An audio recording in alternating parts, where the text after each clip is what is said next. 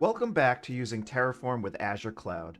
I'm Matt, and in this video we'll be exploring the Terraform Provider documentation, specifically for the AzureRM Provider.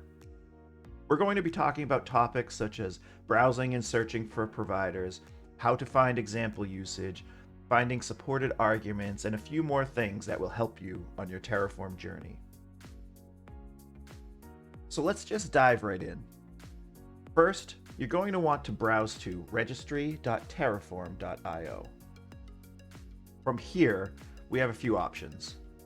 At the top of the page is a search bar where you can search for both Terraform providers and Terraform modules.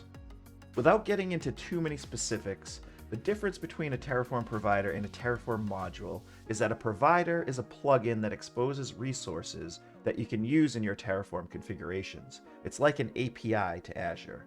And a module is a self-contained collection of Terraform resources that can be referenced in your configuration, similar to calling a function in a programming or scripting language. A little further down the page, there are two links for browsing providers and modules as well.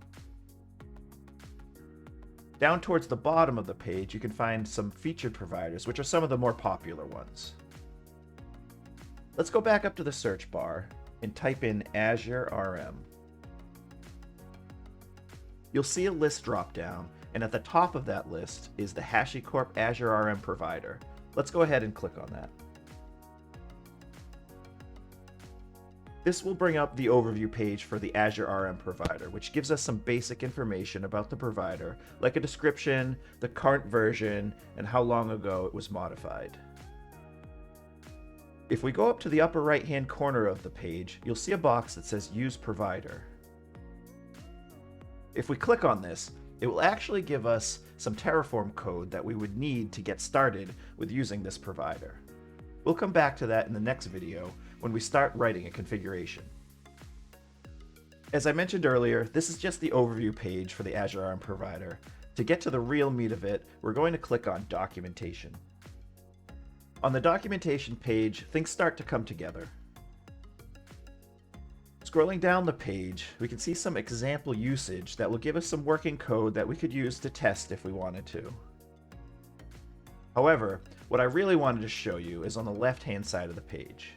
Here, the AzureRM Provider is split up into different categories depending on which resource you're looking for.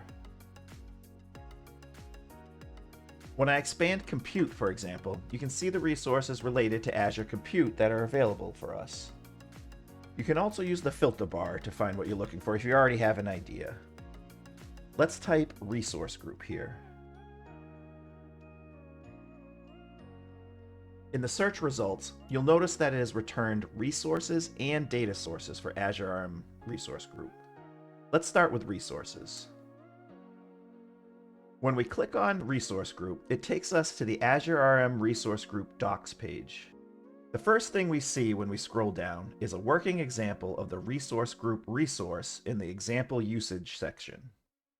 This could be copied directly into your code and modified to meet your needs. Further down the page is the arguments reference. This is the list of arguments that are supported which can be passed to this resource. The next section is attributes reference. In this section, you can see the list of attributes that get exported when a resource group is created. These values can then be passed on to other resources in your configuration or set up as outputs, both of which we will be covering later on in the series. Next up is timeouts. Now, I'll be honest, I haven't used this yet, but to the best of my knowledge, this is a feature built into the AzureRM Provider that allows you to specify your own timeout values for certain actions taken against your resources. So if you didn't want a create action to take longer than X amount of seconds, you could adjust your timeouts accordingly. Finally, we have the import section.